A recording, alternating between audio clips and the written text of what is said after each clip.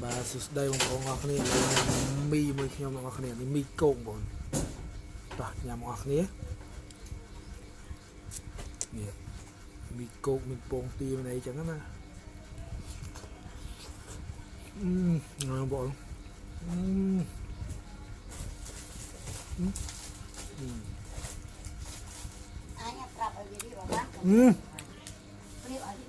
ngon nhỉ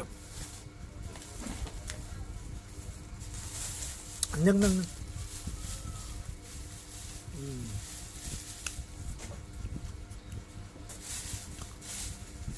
đây đây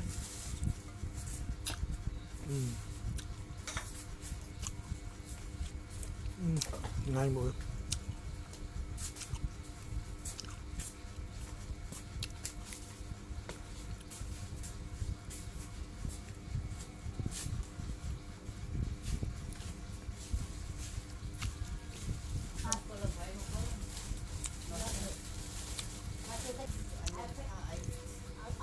nhà mi đấy bông mi mi nhắm mi nha nước quả nhắm muốn mẹ con căn tư sai rồi ơi thọt nào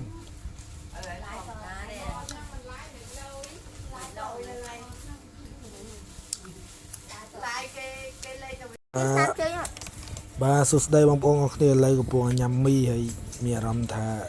chanh bông hay rục phiệp chả mình chả ấy cái sôm beta chia sài cho nghe mình nè chẳng công ty sao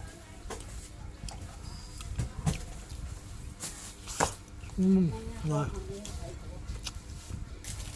con này chưa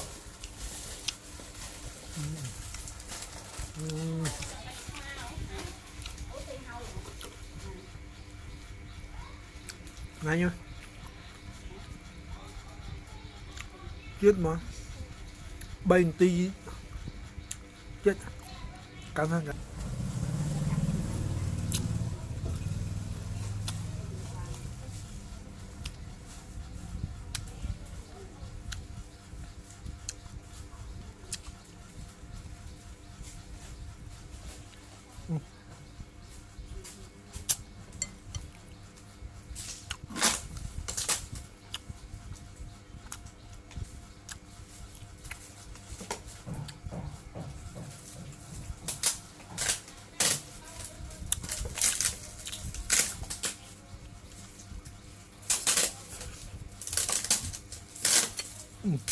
bye bye.